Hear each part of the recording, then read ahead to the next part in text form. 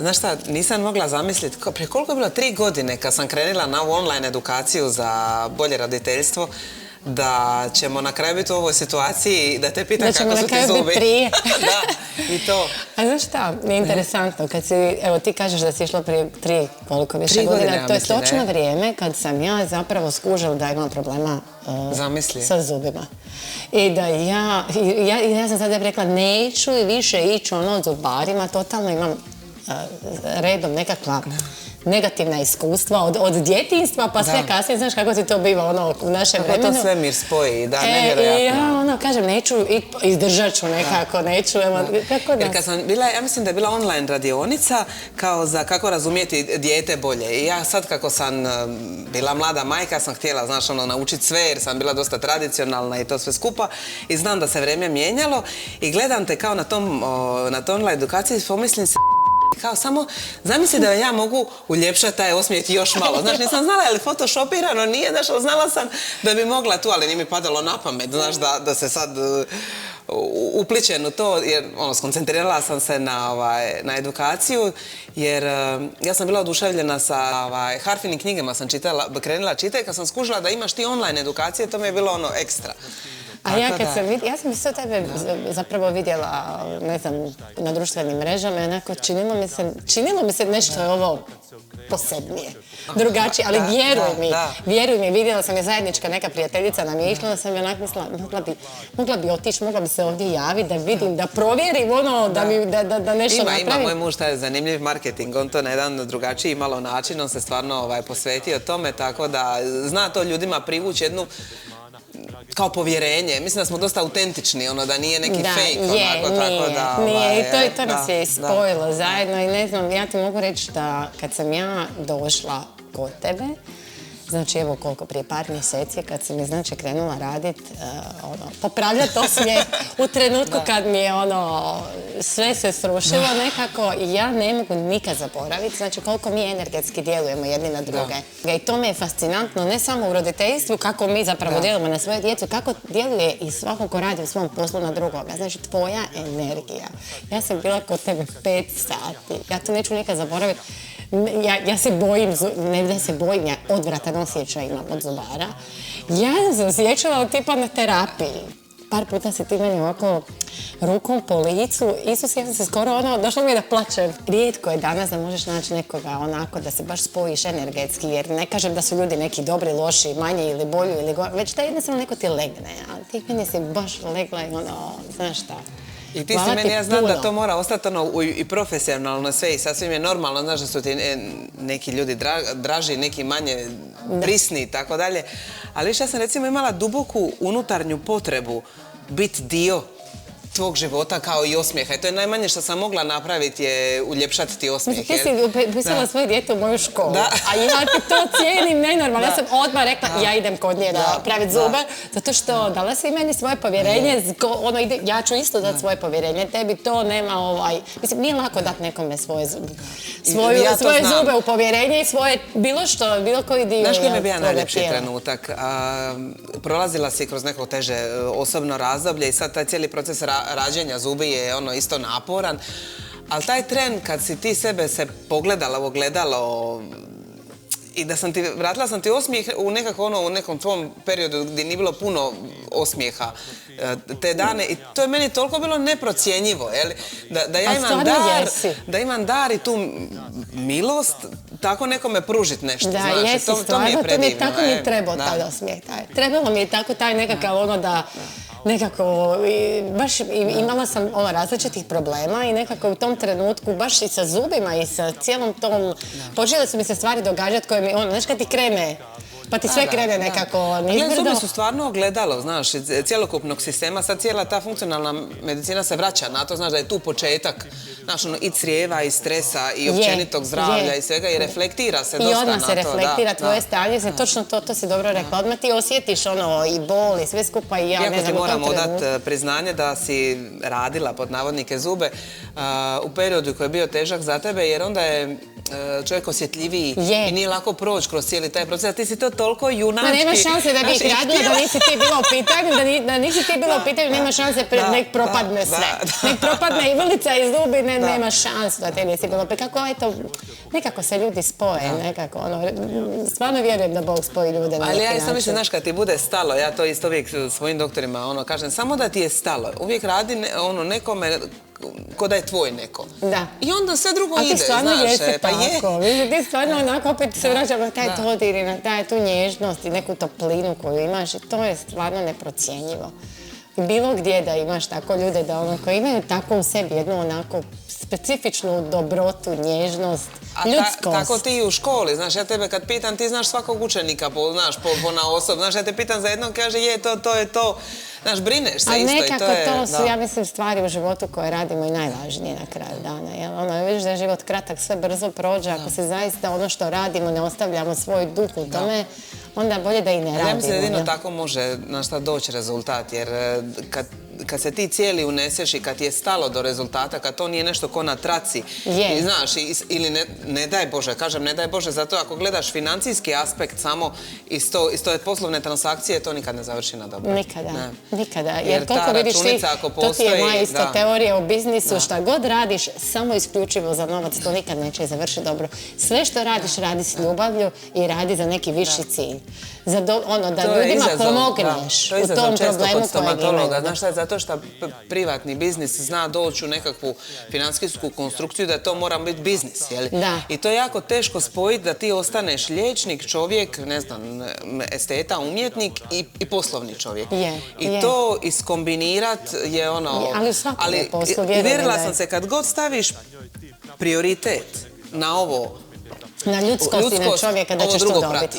Ovo drugo prati. Da. I to ti je, ja mislim i psihološki gledano ti je to, kad imaš neki viši cilj, upravo to, nešto da pomogneš, da napraviš, da promijeniš, da na bolje nešto napraviš u životu, tebi se stvari jednostavno dogode, slože se. Viš, zanimljivo, ja sam nisam još bila stomatolog ili kad sam bila mladi stomatolog, ne sjećam se, misija mi je bila da svako odavde izađe s osmijehom, ne fizičkim osmijehom, nego s osmijehom duše.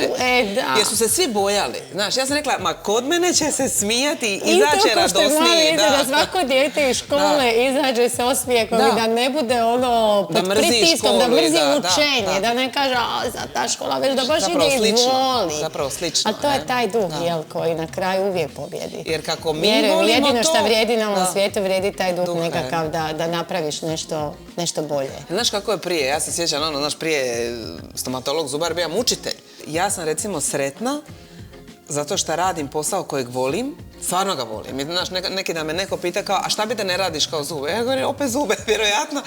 Što mi taj posao kojeg volim daje mogućnost da živim život kakav bih htjela i da svoje dijete, znaš, upišem tamo gdje bih htjela. I to je neizreciv blagoslov i nekakav zatvoreni krug, znaš, koji ti potvrđuje. Mogu te razumjeti, isto tako osjećam. Da radiš posao koji voliš, da možeš priuštiti svoje obitelji. I da ti ono da omogući život. Da ti ono omogući bolji život, a radiš nešto što voliš.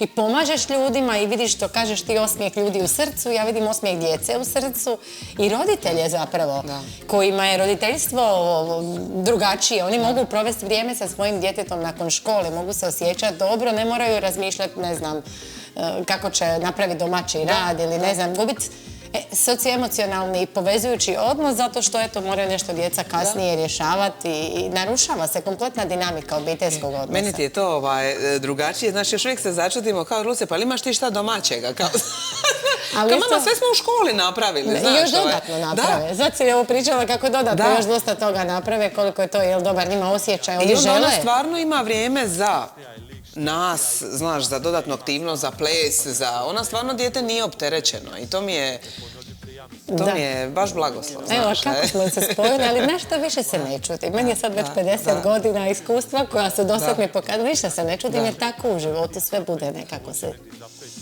Ide gore, dolje, slaže se, nešto dolazi, nešto odlazi. Definitivno je ono... Ali moram ti reći da si mi inspiracija, znaš, cijeli taj... Ja volim jake žene, znaš, ja sam sve uvijek... Zato što si jaka žena. Ali čujte, ja volim isto jake žene, ne bi bilo kod tebe da ne volim jake žene. I znaš kako kažu, uvijek se okruži se s nekim od koga možeš nešto dodatno naučiti, znaš, vidjet, narast. Ima jedno, to se baš mi se smije, za 2025, znaš kao, if it doesn't help me grow, glow or flow, it's a no. Top, zapamtit ću. Tako da mi ti upadaš u ovaj i grow i glow. I ti meni isto kompletno. Znači isto tako. Znači uvijek ja razmišljam kroz taj psihološki dio. Znam kad sam bila kod tebe, točno se sjećam svake te... To je bilo pa sam ti si došla meni raditi, odvojila se svojih 5 sati vremena. Čekaj, 5 sati vremena u pozadini svira Oliver. Ti u dobrom duhu 5 sati. Ja vrlo vidjela sam da sam zube ovako, onako, mogu otvoriti, ne mogu otvoriti usta. Ali tvoja ta energija u nekim trenucima mi je bilo žao mi je što nisam iz milosti, ne iz nekakve pustila suzu. Što nisam stvarno imala na trenutke u kojima sam baš onako lijepe, to su dobri trenuci kad ispustiš nekako, tako je bio dobar osjećaj da sam mogla na toj stolici, ali evo nisam, suzdržavala sam se da ne bi tebe u tom, tako se bilo, tako nježna, osjećajna, u dobrom duhu. A to valjda tako, da je meni nikad to neću zaboraviti. Zamisli, odeš za baru i ne možeš zaboraviti iskustvo.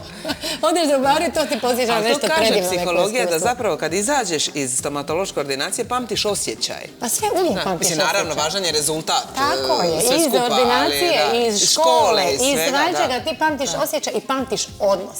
Ali to je istina, viš, recimo kad pitaju djecu koji ti je najvažniji predmet, najdraži predmet, oni pamte učitelja i osjećaj zbog kojih su se osjećali dobro. Sjećaš se lijepih trenutaka ljudi koji su bili dobri prema tebi, ljudi koji su te inspirirali, kako je to bio dobar osjećaj. Tako da stvarno, mislim, niti je lako u školi napraviti trenutke da bude dobar osjećaj, niti je lako u zubnoj ordinaciji napraviti trenutke da bude, to je stvarno čarolija. I kad to, ajmo reći kad to postignemo, svaka čast. Ajmo sebi dati za pravo da kažemo svaka čast. Ali, znaš šta sam ja skužila da je najbitnije? Najbitnije je da sam ja dobro. Znaš, da ja čuvam tu svoju energiju da bi je mogla drugima dati. Ali recimo da ja budem dobro, treba mi i dio tvog znanja, iskustva. Znaš, ja sam recimo isto jednim dijelom bila dobro zato što ja volim recimo razvoj. I ja sam bila sretnija i zadovoljnija kad sam ja osjetila da sam nešto kao roditelj napravila. Znaš, da sam naučila nešto novo. Nikad neću zaboraviti kad si pričala o reptilskom dijelu mozga, znaš. Jer dogodila bi mi se situacija s Lucijom da ja njoj nešto kao kažem, konfrontiram s nečim da ona ima onaj friz.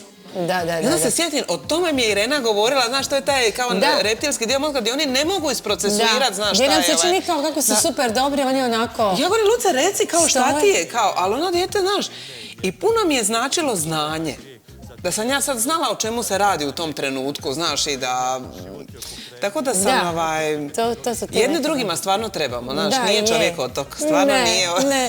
Ja jesam introvertirana dosta, kao osoba. Ti introvertirana? Jesam, to znaju ljudi, jer ja nemam pun neki veliki krug, niti društva, niti... Ja imam, pa mi introverti smo ti jaki na društvenim mrežama.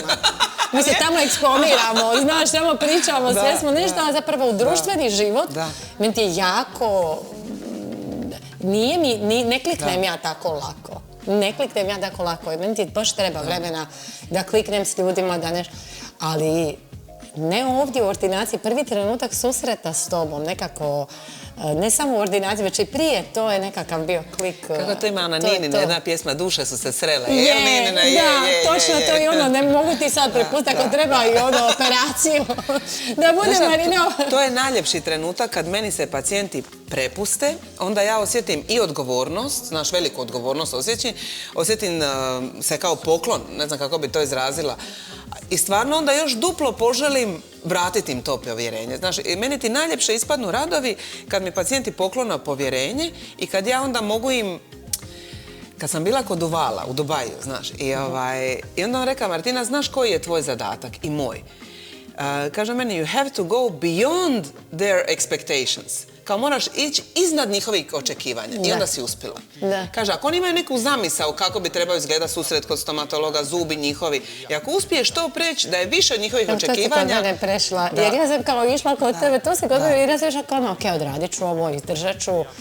Znam tebe, imam povjerenje, sve napravit ću. Zato je tebi sad dobar osjećaj, znaš.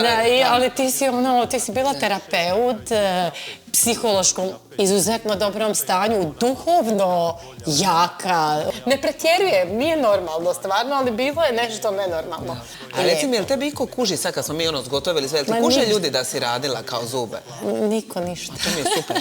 S jedne strane, naravno, ja ne želim... Promijenili su mi cijelu bilicu, si mi morala iz početka izgledi, po mome kao lajku u tom procesu, izgledala si mi kompletnu bilicu. Ali u tome i je čar, znaš, da ti ostaneš ti, znaš, da niko ne kuži vidje šta je radila od sebe, znaš, poludila, sad napravila nove zube, nego kao samo kao, znaš, nešto mi bolje izgledaš kao šta je. I onda ja znam da je bilo uspješno. To nisam stvarno vjerovala da uopće tu dođe do te točke da išta, znači da nije bilo tebe, ja bi se patila.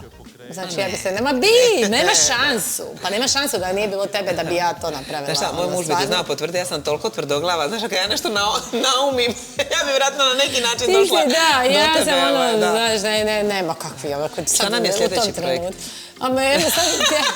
Sljedeći projekt nam je da... Sad, znaš, kad smo se tako dobro, sad smo riješili dio školovanja, dio ovoga, morat ćemo nešto zajedno. Moramo, znaš šta, smiješno mi je, meni su ti moja djeca, kako je to sve bilo prolazilo, sad su ti i Mirko i Emanuel, totalno, šta god je prvo, mama piši Martini, ja govorim, neću sad nedjeljom u navečer u 8 sati, ti imaš nešto, piši Martini, dobro riješit će, sad uglavnom sad oni nastavljaju kod tebe put jer si inspirirali, mama kako je sve super ispalo, kao idemo mi sad kod Martine, svaki piše sebi termin, tako da eto, sljedeće...